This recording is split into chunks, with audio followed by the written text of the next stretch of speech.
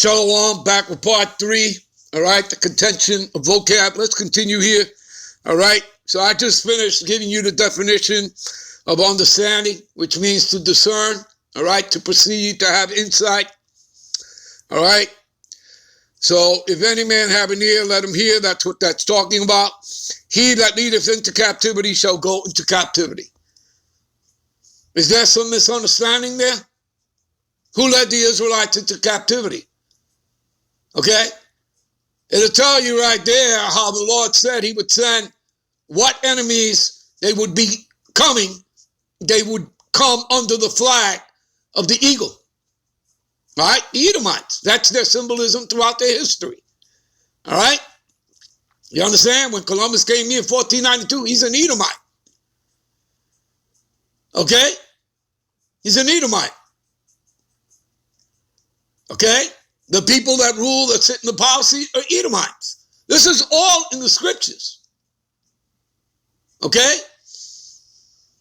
When they come first into power, calling themselves the Greeks, morphing into the fourth beast, the Roman Empire, all right, calling themselves Europeans, here calling themselves Americans.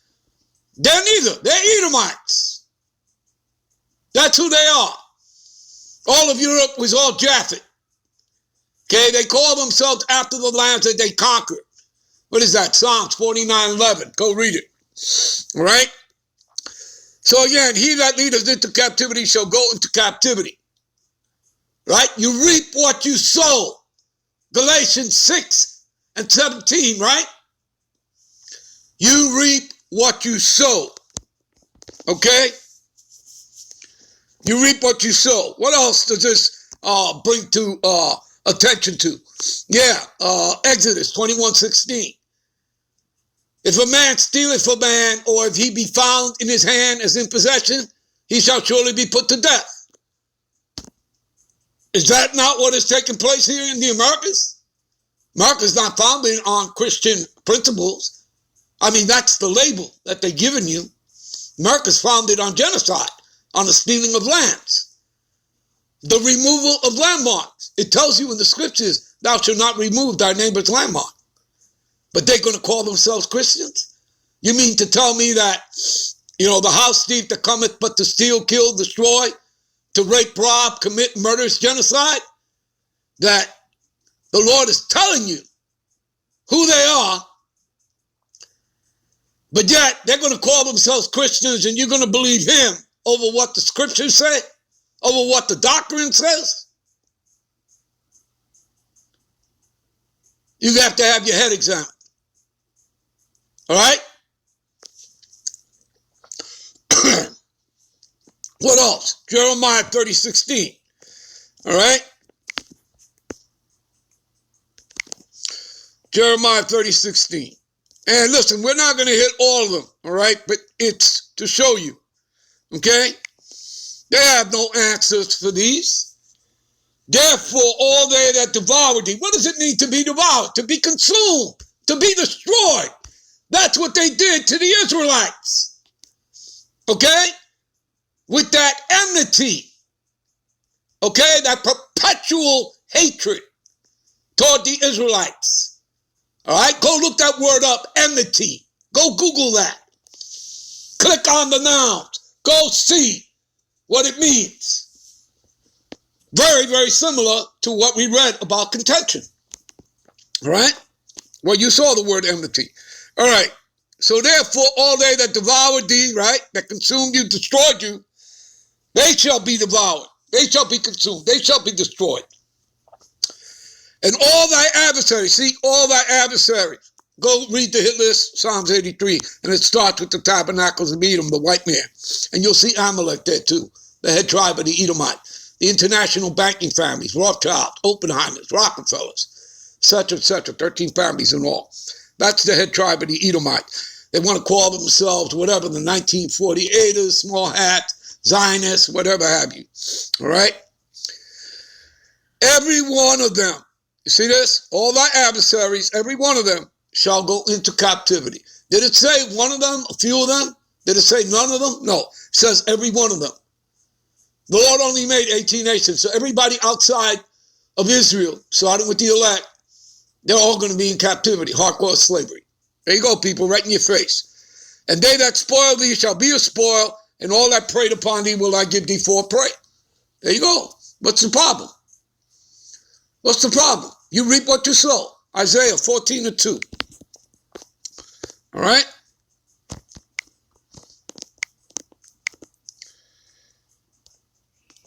All right? And I'll start at 1. For the Lord will have mercy upon Jacob. See that? Upon Israel. He's not going to destroy all of Israel because a remnant will return unto him, that 1/3. All right? As we read in Isaiah, the 10th chapter, verse 20 to 22. All right? So I will choose Israel and set them in their own land, right? Israel, right? Jerusalem, Palestine. And the strangers shall join them. The strangers are the Israelite foreigners, okay? And they shall cleave unto the house of Jacob, all right? And the people shall take them and bring them to their place, and the house of Israel shall possess them in the land of the Lord Yahweh for servants and handmaids. Who shall we possess as servants and handmaids in our land of Israel going back home? Who are we going to possess, all right, as servants and handmaids? Let's find out.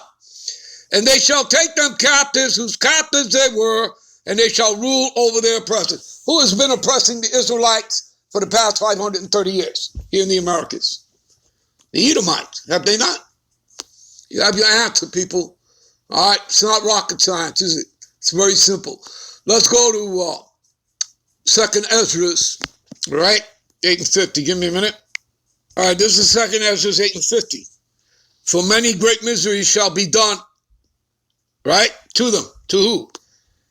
To the Edomites, plus the other 16 heathen nations, that in the latter time shall dwell in the world because they have walked in great pride, right? And the scriptures speak about that all over the scriptures, about Esau's great pride, like in Obadiah, which is just one chapter, right? Verse 3 and 4, right? The pride of thy heart hath deceived thee, thou that dwellest in the clefts of the rock. And he says, who shall bring me down to the ground? All right? And it's the Lord that says he shall bring him down. Okay? All right? All right. And there are many other precepts you can go to, people. All right? It's all over the scriptures about Esau's pride. All right? For time's sake, we're not going to do that. Let's jump to Psalms 73. Give me a minute. All right, this is Psalm 73. I'll read from 17 to 19. Until I went into the sanctuary of the Most High. What is the sanctuary of the Most High? These scriptures. We dwelling in the courts of the Most High. Okay? That's pursuant to what? Psalms 65 and 4. Okay? All right? And there are other precepts you can go to as well. So, until I went into the sanctuary of the Most High, right, which are these scriptures, this truth, this wisdom, this knowledge, this understanding, all right, these rivers of living waters, all right, these garments, okay, then understood I their end. Whose end? Esau's end. All right, the wicked, all right, the enemy, all right, our oppressors. Surely thou didst set them in a slippery place. Yeah, the Lord set him up on high. All right? He's the high tree. We're the low tree. Okay? And why did the Lord do that? So that his fall would be great. All right? So his fall would be great. All right? In taking him out of power. All right? Thou casted them down into destruction. You see that? That's what's awaiting him. His destruction. That's prophecy. It cannot be undone. They cannot stop the destruction that's coming unto America, Babylon the Great, and to their Great Reset, their NWO. Okay, they can't upset the prophecies. They're not in charge. Most High is. All right? Verse 19. How are they brought to desolation? Listen, this stuff is all over the scriptures. They're destruction. Whether you're reading, Isaiah, the 13th chapter, all right? Whether you're reading Isaiah, the 14th chapter, whether you're reading Isaiah, the 34th chapter, Isaiah, the 47th chapter, Isaiah, the 63rd chapter, Joel, the 2nd chapter, the 3rd chapter, whether you're reading Jeremiah 49, 50, 51, all right, Revelations, all right, the 18th chapter, okay, whether you're reading, the Apocrypha, 2nd Esdras, the 15th, 16th chapters, the 13th chapter. It's all over the place, people, all right? All right, so how are they brought to desolation? As in a moment are they utterly consumed with terrors. And who are they going to meet? They're going to meet the king of terrors, right? They're going to meet the king of terrors. Give me a minute. All right, this is Job 18-14. His confidence shall be rooted out. Whose confidence? Esau, Edom, the wicked, right? The white man. His confidence shall be rooted out of his tabernacle, right?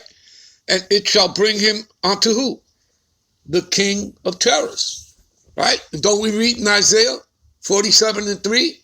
He will not meet thee as a man. Why? Because Yahushua, right? The lion, who has left his thicket, right? Known as the destroyer of the Gentiles. Okay? He's coming back as an angelic force, an angelic power. That's right. Okay? See that? All right. Let's see. What else? You know what? Let's see here. Let's go to Job.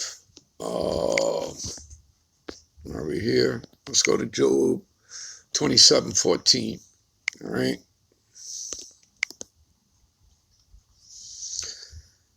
If his children be multiplied, right? And remember that your children come after you, right? It is for the sword, you see? And his offspring shall not be satisfied with bread. You see that? You see what's awaiting Esau? All right? You see what's awaiting him? If his children be multiplied, it is for the sword. All right? And what do we mean by that? Well, okay, I'll tell you that when we come back. We'll end this in part 4. We'll close it out there. All right? So we'll be right back with part 4. Shalom.